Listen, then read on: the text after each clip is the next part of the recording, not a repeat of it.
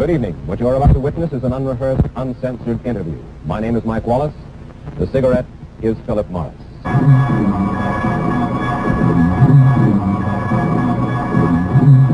The Mike Wallace Interview. Tonight, we go after the story of one of the most extraordinary men of our time. You see him behind me?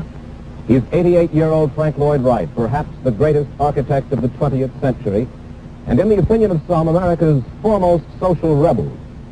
According to a story in Life magazine not many years back, his fellow architects have called him everything from a great poet to an insupportable windbag.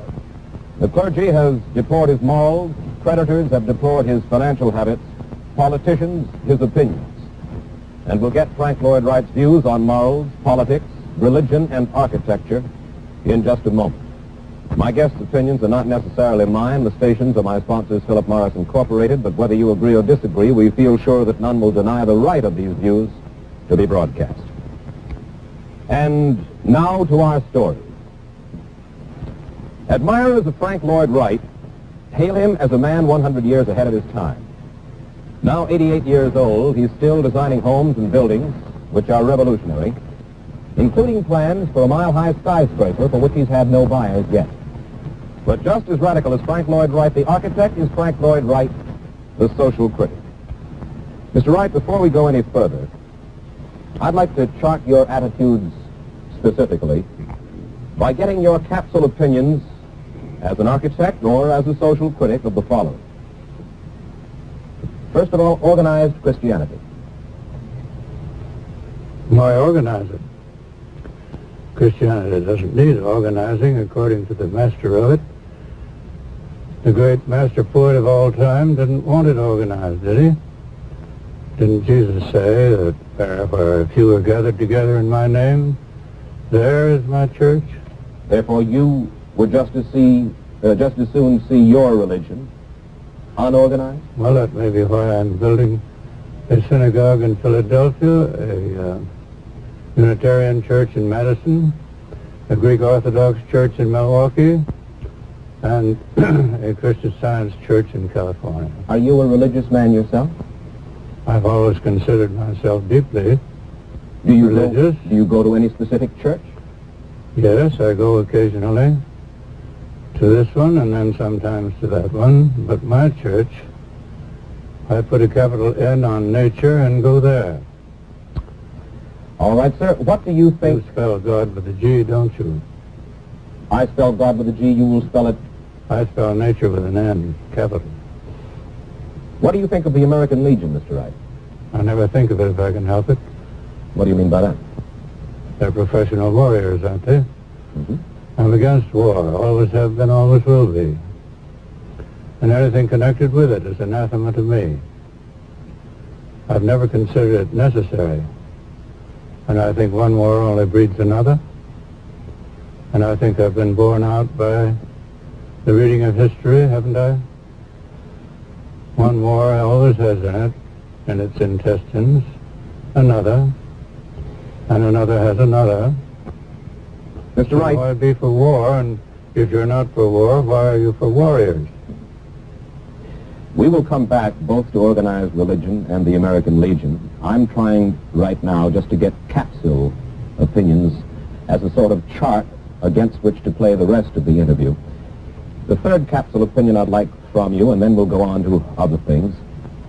Mercy killings. What do you think of them? I think if it's mercy killing, I'm for it. When you say if it's mercy killing, you mean? Well, I think if killing is merciful, why not kill? If a person... But be sure that it's merciful.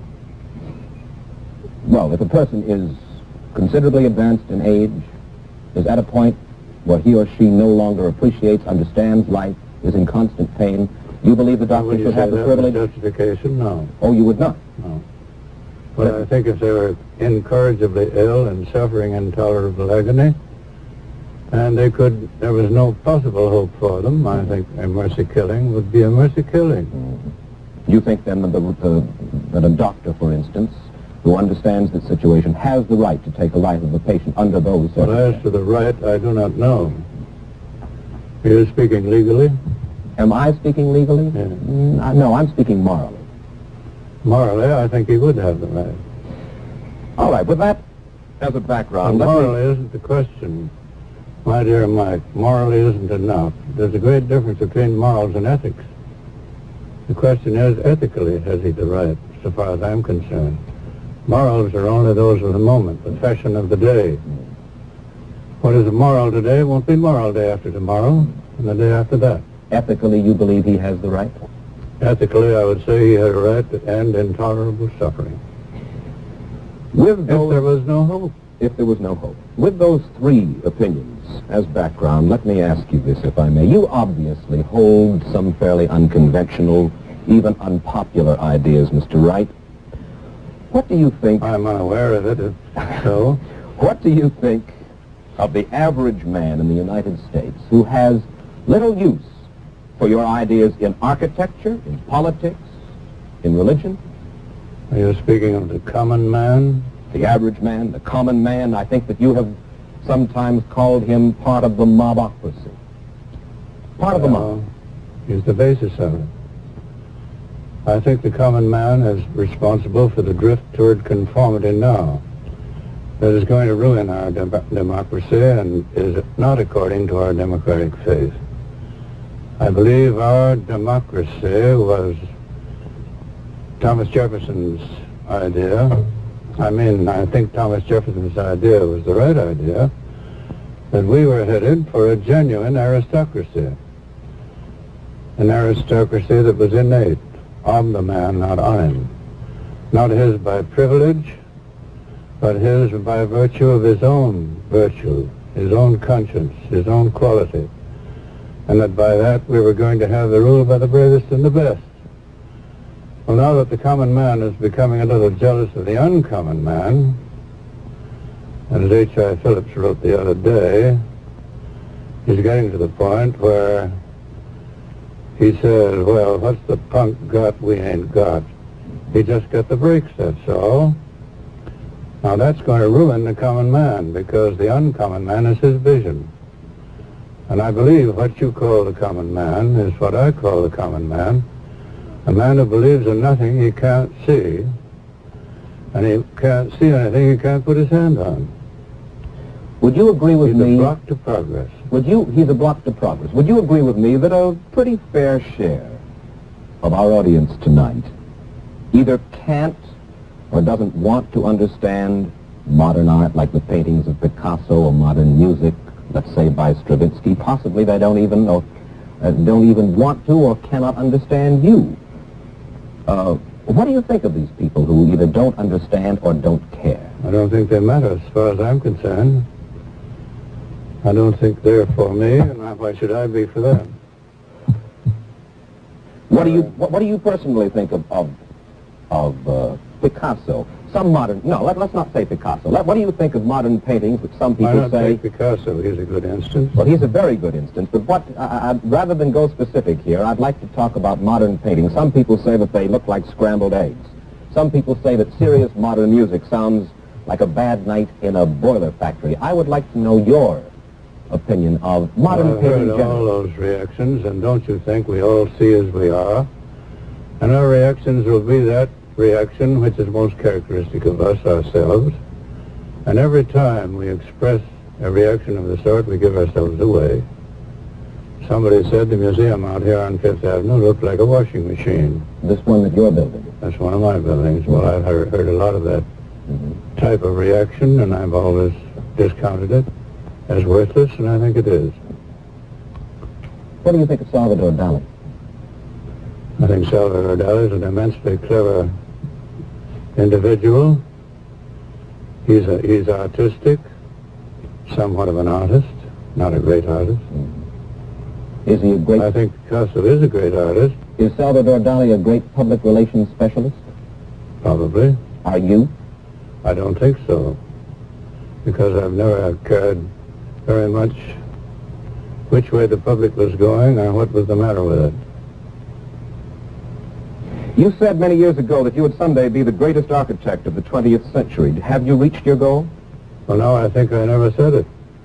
Well, I've done a considerable amount of reading I know. by you and about you this week, and I don't think there's a good deal of doubt about the fact that over the years you have said it not once, but many times, maybe in not that specific form. You know, I may not have said it, Mike, but I may have felt it. You do feel it? But it's so unbecoming to say it that I should have been careful about it. I'm not as crude as I'm generally reported to be, I believe, like this matter of arrogance. Now, what is arrogance? What is arrogance? Arrogance is something a man possesses on the surface to defend the fact that he hasn't got the thing that he pretends to have. Arrogance, It's a bluff, in other words. arrogance can sometimes be a shell to protect the inner man, too, can it not? Even though that inner man has a good deal? Well, it's a pretty brittle shell. Didn't you, in a sense, suggest that about the teacher whom you loved best of all, Louis Sullivan? Did you not say that he was a shell with considerable substance, but that he had this arrogant shell to protect himself? No, that's another one of those things. I never said it. And I don't think he'd had it. I think he was just plain great faith in himself that would pass for arrogance. And I think any man who really has faith in himself will be dubbed arrogant by his fellows. I think that's what happened to me. In other words, this article, for instance, from which I will quote now, Philadelphia Inquirer magazine section, October 18th, 1953, said as follows: some quarters have denounced Wright as an impractical visionary and a pompous windbag. Yeah? How do you feel about such criticism, Mr. Wright? Doesn't affect me particularly. Doesn't bother you? Not a bit. You always have to consider the source from which these things come. Now, if somebody I deeply respected had said such a thing, I would be worried. I would feel hurt. But as a piece in a newspaper going into the gutters of the streets the next day, I don't think it counts much. You say if somebody you deeply respect had said that. Is it unfair of me to ask you specifically whom you do deeply respect who is on the current scene? I respect any man or woman who respects himself sufficiently to tell the truth, no matter what or who it might hurt. And is it wrong of me to ask you specifically whom you, Frank Lloyd Wright, admire, respect? There's so many of those people. Names? Where would I begin? I don't know. That's up to you, sir, or if you I prefer not admired to. and respected my old master, Louis Sullivan, in spite of his faults. I think if you're going to admire and respect anybody, you will have to put up with a few faults, won't you? I imagine. I think there's no unremitting consecration of opinion to any individual, because we all have something to apologize for, don't you think? All of us, yes. I understand last For week. instance, that thing you have in your mouth now, This cigarette? is that something that you feel like apologizing for? Not at all. I enjoy it. Can I offer you one? That's just the point. May I offer you one? No, thank you. I wouldn't know how to smoke it. Have you never smoked, sir? Yes, I smoked about 6 months. Got it. Well, I won't go through the story. This isn't cricket. Oh, it's perfectly all right. No. Some do, some don't. Let's leave the cigarette smoker his solace. All right, sir. I understand that last week, in all seriousness, you said, if I had another 15 years to work, I could rebuild this entire country. I could change the nation. I did say that. And it's true. Having had now the experience going with the building of 769 buildings, it's quite easy for me to shake them out of my sleeve, and it's amazing what I could do for this country. And some magazine has offered me the whole magazine if I'd design a new capital for the country. It ought to be done. Of course, you don't really believe that you could succeed in imposing your ideas on what you call the mob, do you, No, Mr. Wright? I don't think the mob knows anything of architecture, cares anything about it. I think it's going to be many, many years before the mob will ever get near architecture. I don't think architecture is for the mob. It certainly isn't for education. Education knows nothing of it. and very few architects in the world know anything about it. I've been accused of saying I was the greatest architect in the world, and if I had said so, I don't think it would be very arrogant, because I don't believe there are many, if any. For 500 years, what we call architecture has been phony. Phony in what sense? In the sense that it was not innate, it wasn't organic, it didn't have the character of nature. Well, what in the world, if I may make so bold, is innate or part of our fiber here in America as a mile-high skyscraper? And I'm told that you have had on your drawing board for some months now a mile-high skyscraper for which you have no buyers up to now. Passed the drawing board some time ago. Passed the drawing board. And there it is. Why in the world would you want to build it? Because they came to me and wanted me to do the highest television tower in the world supported by wires. And that was a silly thing, I thought. So being able to build a mile-high building, I said, why not build it? Well, for what reason? You obviously would not want to build it just as a stunt, would you? No, the television tower would be at the top, and here would be a great, useful structure, which would make all these silly boxes they're trying to make look tall, foolish. You'd only have to build 2 of them in Central Park to take the whole of New York in. And you could destroy all the rest of it and plant green, plant grass there, think what you'd have in the way of a beautiful city. The 2-mile-high skyscrapers in Central Park. Wouldn't it end the agony? And what would happen, sir, in the case of an atomic attack? Nothing, because an atomic attack would probably do less damage to the mile-high than to anything around the town now. Are you talking scientifically, or is this just a pure hunch? No, sir, scientifically. I never talked otherwise. How do you square such a mile-high skyscraper with your theories on decentralization, Mr. Wright? You're for an end to cities, an end to congestion. Not an end to cities, but an end to congestion, yes. All right. And this would help end congestion tremendously. And that was one of the ideas I had in planting one, and then having a great commodity belt around it, where all the trucks and trucking and commercialization of mankind would take place, say a mile away, where everybody would have room, peace, comfort, and every establishment would be appropriate to every man. It's an ideal that I think goes with democracy, isn't it? Mr. Wright, you don't have much faith in the mob, and yet I'm told that you have a good deal of faith in the nation's youth. I do. How do you square one with the other? Why, is the nation's youth a mob? Is it not? No. I believe the teenager is the teenager, and I think with him lies the hope of the future. Now, architecture with us is a matter of the future. We don't have it now. We haven't had it yet to any very great extent. But we've had letters from teenagers all over this nation for 5, 6, 7 years, from Maine to Seattle, all over. And they want to know if they say they've chosen this architecture I represent for their thesis. Well, we kindly send them some helpful material. So we're getting out a little pamphlet now. We can't answer all these letters. And sending the pamphlet to them. Of course, they want to help us write their thesis.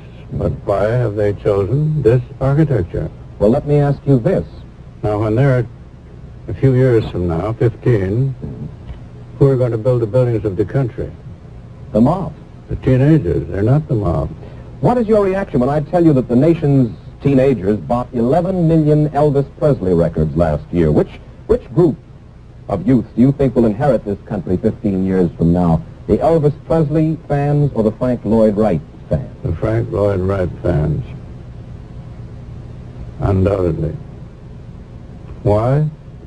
Because they're on the side of nature. And the other fans are on the side of an artificiality that's doomed. You believe it? I do. Time magazine published an article back on November 5th, 1951, Mr. Wright, that has been echoed by social critics ever since. Time said at that time, the most startling fact about the younger generation today is its silence. It's what? Silence. Silence. By comparison with the flaming youth of their fathers and mothers, today's younger generation is a still small flame. It does not issue manifestos, make speeches, or carry posters. Who's writing? That's Time magazine's statement, and it has been echoed by a good many social critics. I don't think it's true. Incidentally, a good deal of the research for tonight, and I'm sure that by no means a good share of it is going to be made evident, came from your new book, A Testament by Frank Lloyd Wright, which is That's shortly... a new book? I haven't seen it. You haven't seen the... How did you get it? We got it from your publisher here. Oh, Take a look. well, let me see it. And from Look magazine, which is Yeah. going to be out on the stands this week. Oh, I agree. It has a fascinating article. Now then, we only have about 3 minutes left, Mr. Wright. I'd like your opinion of Charlie Chaplin, the comedian, and Charlie Chaplin, the man. Not knowing Charlie Chaplin, the man, and only knowing the comedian, I would say that he has given me more pleasant laughs and hours than any other individual living. That's as far as I've gone with him. You've heard about Charlie Chaplin's anti-Americanism? Briefly, perhaps, and vaguely, I don't... What do you mean by anti-Americanism? Sir, if I were to start now answering that question, and inasmuch as we only have 3 minutes left, chances are we could talk just about that for 3 minutes. All right. When you say, what do I mean about... Anti-Americanism. Well, for one thing, the fact that though he Is lived there here and anything made his more living here... anti-American than McCarthyism? Is there anything more... Anti-American than McCarthyism. Well, let's talk about Mr. Chaplin for just a moment. He lived here in this country for a good many years, made his living here, and yet refused to Why did he go away? become a citizen. Was he abused or something? Would you say that he was abused? I don't know the details. I wouldn't be able to say. What do you think of General I always Douglas? wondered why he left the country. What do you think of General Douglas MacArthur? I think he's a heroic soldier. A hero ex-soldier. Heroic soldier. Not a hero Oh, ex-soldier. and heroic soldier, I see. Well, that hero ex-soldier might do.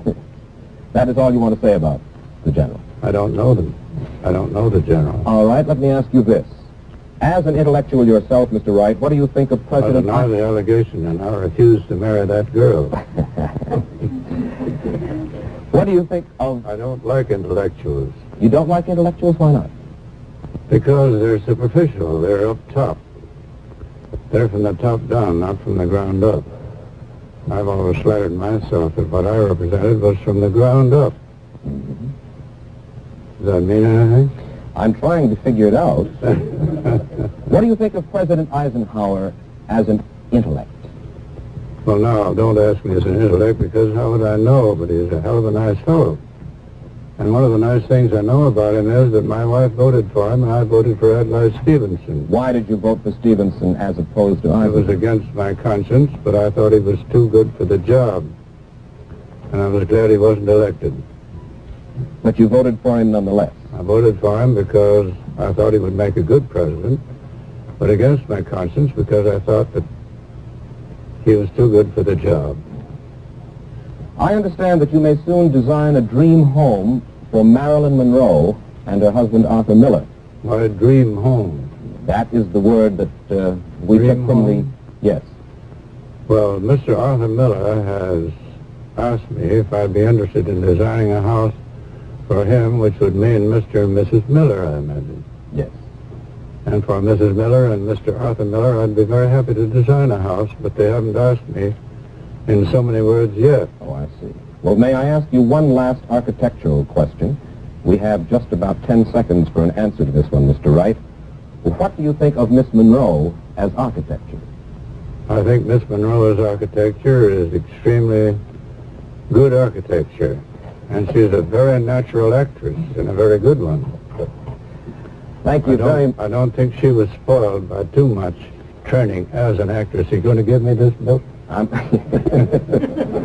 sincerely hope that she will I never autograph it saw and this give it to before. me. How is it my publisher gave it to you and didn't show me? A revolutionary in his life as well as in his art, Frank Lloyd Wright belongs to what may be a vanishing breed. In an age of conformity, he remains a defiant nonconformist. He believes in and belongs to himself. And I apologize to you tonight for perhaps not having permitted him to bring to you enough of himself. Mike, am I listening to my own epitaph? Good evening. What you're about to witness is an unrehearsed, uncensored interview. A continuation by popular demand of my interview 4 weeks back with Frank Lloyd Wright. My name is Mike Wallace. The cigarette is Philip Morris.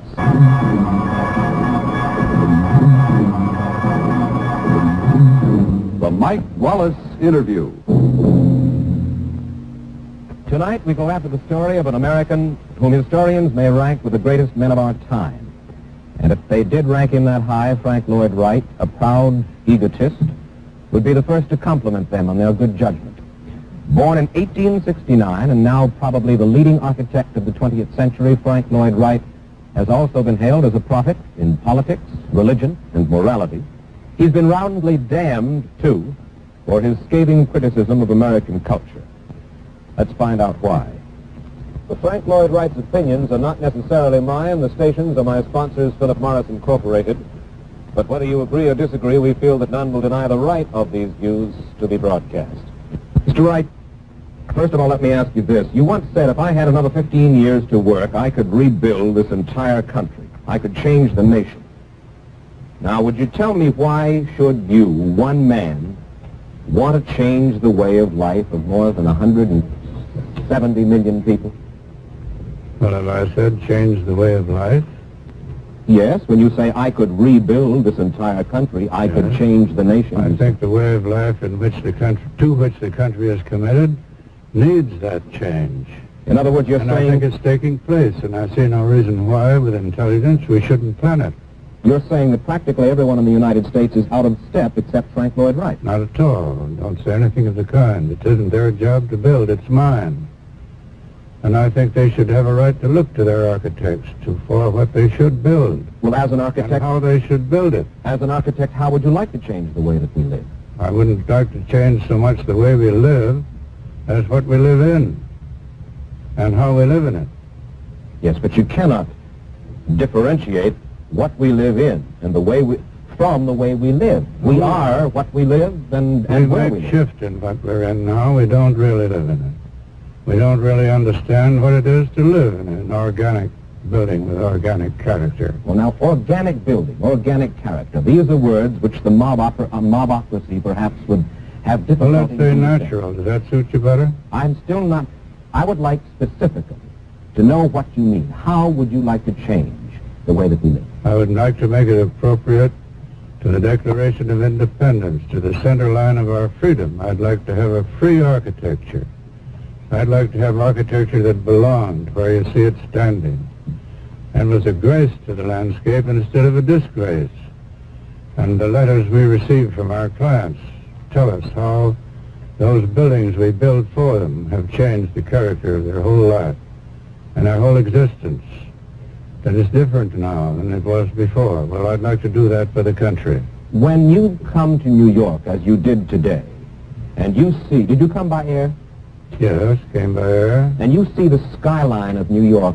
This does not excite you. This does not exalt you in any manner. Quite so. It does not. Does not. Because it never was planned. It's all a race for rent. And it is a great monument, I think, to the power of money and greed, trying to substitute money for ideas. I don't see an idea in the whole thing anywhere, do you? Where's the idea in it? What's the idea? The idea is obviously, it would seem to me, that a lot of people want to live together, as you point out, to make their livings, to make money, to enjoy what this large city has to offer. And I guess from time immemorial, people have flocked, more or less, to one spot to exchange ideas as well as goods. But, my dear Mark, there was a justification for that when there was no other means of communication than by personal contact. That's when the plan for this city you're living in now originated. It originated back there in the Middle Ages, when the only way you could have a culture, the only way you could get social distinction or any education from it was by ganging up. But you're still willing. If our modern improvements, or what shall we call them, advantages, are advantageous, we can't get it here in this city anymore. Let's move from architecture to individual human beings. Yourself, one of the human beings I'd like to talk about. You wrote this about a fellow architect, and I wonder how much of it also applies to Frank Lloyd Wright. You wrote about your former master, Louis Sullivan. You said, like all geniuses, he was an absorbed egocentric. Exaggerated sensibility, vitality boundless. This egotism, though, is more armor than character, more shell than substance. Yes? What you are showing us tonight, Mr. Wright, are you showing us more armor than character, more shell than substance? Well, I wouldn't be the judge. You are. What do you say? I don't know you well enough, nor have I talked to you Well, long that's what I enough thought. to make sense. But so, therefore, I And ask how you... would this- I know? I can't be my own judge, can I? Well, yes, I think that each one of us in his own way can be his own judge. Every word that you say because you believe, or do you say sometimes at least for calculated effect? I think everybody must speak sometimes for calculated effect, and I wouldn't deny so speaking. But I have never misrepresented myself, anything in connection with me, consciously or deliberately. All right. All right, under those circumstances, let's move to some specific opinions. In one of your books, Frank Lloyd Wright on Architecture, you wrote, "We can escape literature nowhere, and its entire fabric is drenched with sex. Newspapers recklessly smear sex everywhere. Every magazine has its nauseating ritual of the girl cover. The he and she novel is omnipresent." Yes? What's wrong with sex, Mr. Wright? Nothing. Then why do you write what you say? It would be wrong with you rather than sex. Why do you write what you say? I believe in it. I think that's true, and I think that is because we don't have a religion, we don't have an architecture, we don't have an art of our own, we have no culture of our own, that society is drenched as it is from the bottom up instead of getting something from the belt up. Well, we're a young culture. We're a young We're not a country. culture, we're only a civilization. All right. We're a young civilization, Right. and it takes time to develop it. I don't think we're too young because civilization was going a long time with everybody that ever got here. Then how do you account for the fact? Let's go to motive. Let's go to understandings of why. Why what? Why we are so preoccupied, not with above, as you point out, but with below the belt. I can't tell you that. Haven't you ever thought about it? No. not You're just particularly. commenting upon the fact and not trying to find I'm out the not reason. particularly interested in that feature of human character or nature.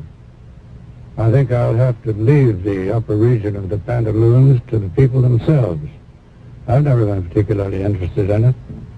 In what way, if any, has your attitude towards sex changed over the course of the past 60, 70 years? I don't think I ever had an attitude toward it. I don't think I've manifested an attitude toward it. I've taken it in my stride for what it was worth. And it seems to me that's the way to take it. Let's turn to your political views. After a visit to Soviet Russia, back in 1936-37, you wrote the following in a publication called Soviet Russia Today. You wrote, "I saw something in the glimpse I had of the Russian people themselves, which makes me smile in anticipation." This was 20 years ago. Yes? The Russian spirit. Right? You said, "I felt it in the air, saw it as a kind of aura about the Yes. wholesome maleness of her men and the femaleness of her women. Good. Freedom already affects these people unconsciously. A kind of new heroism is surely growing up in the world in the Soviet Union." I think so. You still feel that way? I still feel that way. And when I came home and wrote that in my autobiography, Alexander Woolcott, you remember him? I do. Alexander was a good friend of our friend, the president, Roosevelt? Roosevelt. And Alec told me that the president had read what I wrote And he said my sentiments exactly. Well, now, you are an individualist. You certainly believe in freedom. Yes. You cherish it. Therefore, how can you explain this enthusiasm for a country which even then, and certainly now, has instituted thought control by terror, political purges by blood, suppression of intellectuals? Do you ever disassociate government and people? Frankly, you're putting this question to me personally. Yes. I find it very difficult to disassociate government. I don't find it difficult. I find that government can be a kind of gangsterism, and is in Russia, and is likely to be here if we don't take care of ourselves pretty carefully. A kind of gangsterism, instead of being something from the bottom up, it's something from the top down again. But the people have to stand still for it. No, I don't think they do. I think the people are unaware of all these things that are happening to them. I don't think they appraise them at their true value. Well, don't governments grow out of people, Mr. Wright? It should, but it doesn't. It hasn't in Russia, and it hasn't here, particularly lately. It doesn't grow out of the people's knowledge of what's good for them, of what is the nature of the thing they're in. They're without the intelligence Thomas Jefferson thought would be ours in a democracy. We haven't manifested it. We can see now mediocrity rising into high places. We can see how Jefferson's unwillingness to qualify the vote has resulted in this mediocrity rising into high places. But we're responsible, aren't we? We are responsible ourselves, but we don't wake up to the responsibility. We don't take it. Where do you know a group of men or women who are consciously aware, politically, we'll say, of the principles which were declared by the Declaration of Independence and the responsibility for the development of a conscience that it places upon them? You don't find it very rare. It doesn't manifest in the street, it doesn't manifest in the movies, it doesn't manifest sometimes in the theater. We see a little of it. Well, then, in the days that have gone by since our Declaration of Independence, we've gone to the Dickens in a handbasket, but somebody has been responsible, and evidently the people have to be responsible. When I say the people, the mob, whomever, people don't arrive at being president or senator or mayor unless they are elected. It's perfectly true that there will be no turn for the better until the people awaken to the nature of the thing that has them in thrall. But this matter is not a matter for a tinker. It's a matter of something that must be grown. And I don't see it growing as Thomas Jefferson thought it would grow, by education. I think education has been lax in all this thing. I believe we haven't gone to school to learn about ourselves. We haven't gone to school to learn the nature of things. And until nature study is the basis of our education, we will continue to be in danger of communism, of all the isms and the istics and the ites you can name. Well, what's wrong with communism? You just agree. Communism is utterly, from my standpoint, wrong. I'm an individualist. You love the people all of the Russia. world as such. You love the people of Russia, but you do not love their government. That's right. I despise their government and said so. I haven't heard a word from Russia all these years. And it would make them laugh in Russia if they ever heard of it. I don't suppose they have. That I've been accused of communistic sympathies in my own country. Mr. Wright, suppose you were approached by one of your students, one of your apprentices, say, Yeah? who felt pessimistic about his future because of the hydrogen bomb, the threat of war, the world's general insecurity. And he came to you and he said, Mr. Wright, help me to understand. Give me something to live by. What could you tell him? That's they're all asking me. And that's what I'm telling them every Sunday morning and all the time they're working with me. I don't put a line on a drawing board that the answer isn't there. And they're there for the way of life we live, which is the answer to this very question you're asking. That's why these youngsters come to me from all over the world. And the answer is? The answer is within yourself. Within the nature of the thing that you yourself represent as yourself. And Jesus said it, I think, when he said the kingdom of God is within you. That's where architecture lies. That's where humanity lies. That's where the future we're going to have lies. If we're ever going to amount to anything, it's there now, and all we have to do is to develop it.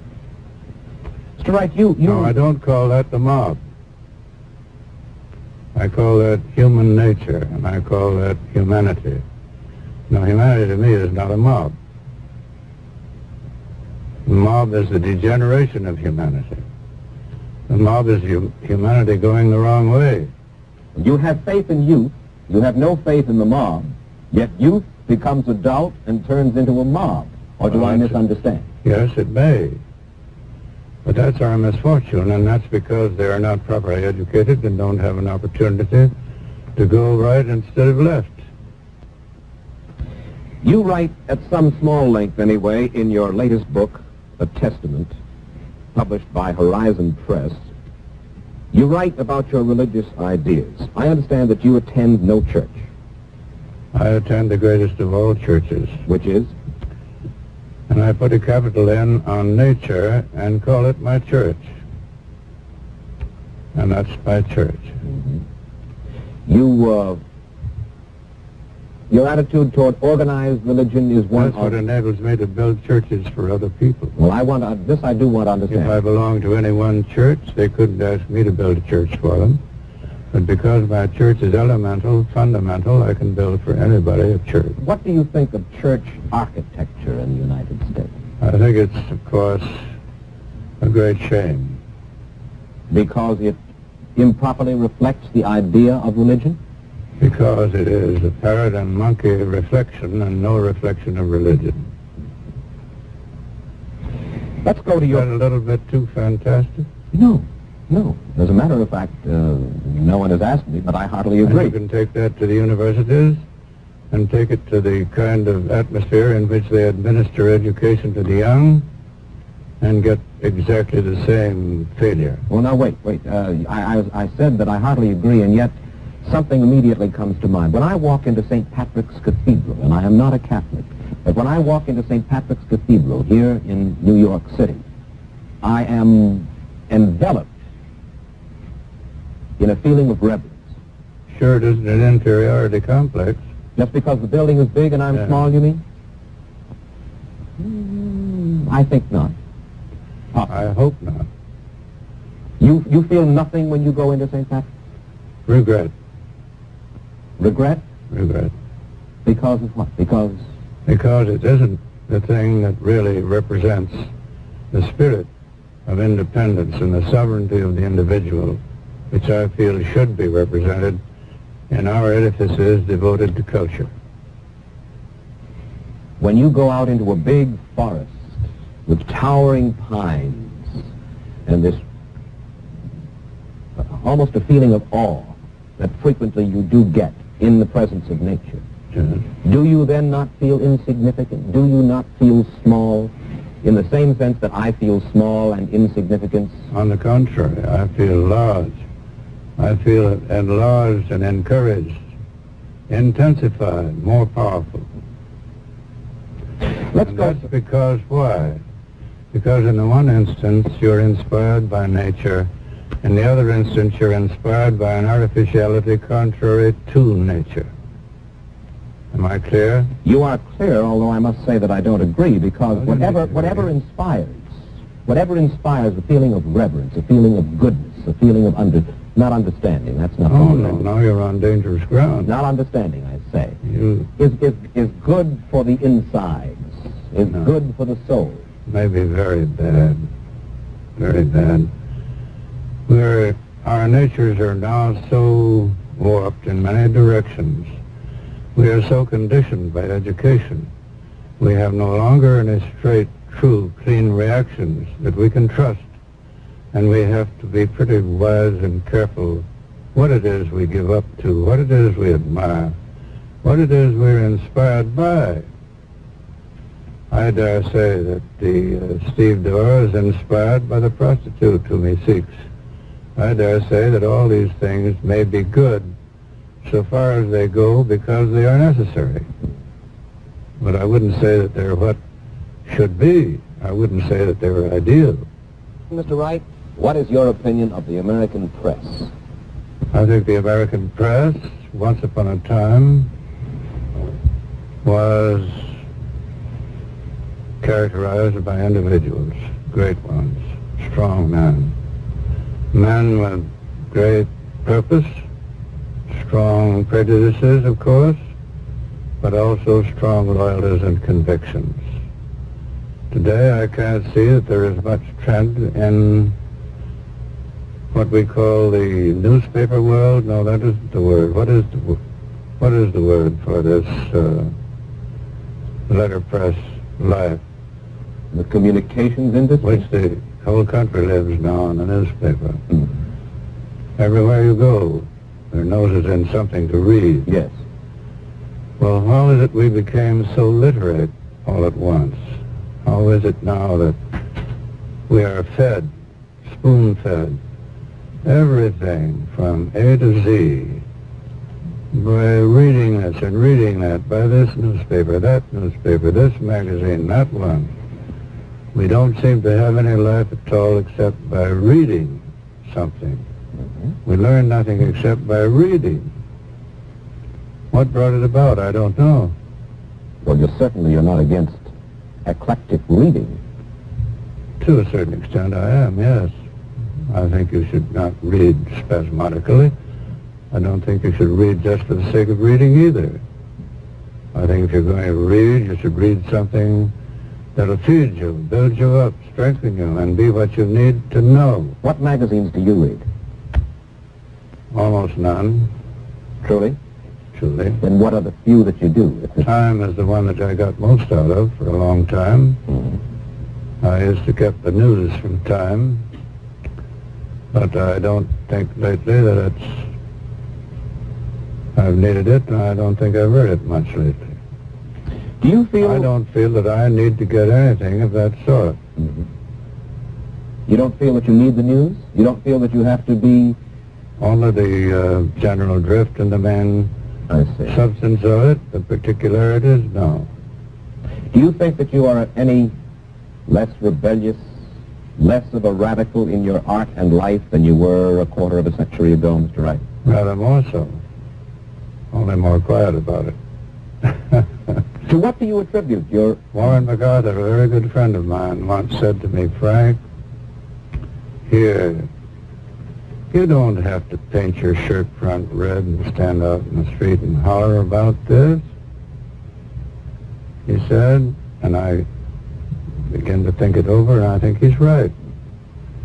It is. You don't have to push hard or talk loud or in any way get up to defend what you believe in. If it is right and if it is good and it is sound, it'll defend you if you give it a chance. You don't have to push it. I've never pushed myself. I've never turned over my hand to get a client during my life. Mm-hmm. I have never sought publicity of any kind. I have yielded to it because Lloyd Lewis came to me once when I was rolling the reporters downhill in a kerosene barrel and doing all those things to get rid of them. Frank, he said, these boys have to live. Don't you understand that you're bringing all this down on yourself just because you haven't got the wit to be kind to them and to see that they have to live just as well as you do, and they're sent out here to get something, and if they don't get it, they may get fired. He said, it takes all kinds, Frank, to make a world. And so I began to give. Here I am giving again. Yes, you are, and I want you to give, if you will, the answer to just one more question. Go ahead. Are you afraid of death? Not at all. Walt Whitman is the guide on that. If you want to talk, consult him, read him. Do you Death believe... is a great friend. Do you believe in your personal immortality? Yes. You believe... Insofar as I am immortal, I will be immortal. To me, young has no meaning. It's something you can do nothing about. Nothing at all. But youth is a quality, and if you have it, you never lose it. And when they put you into the box, that's your immortality. Mr. Wright, I thank you for spending this half hour with us. Well, you're welcome. I hope it's been of some interest It has to indeed. whoever's been listening, but I don't know.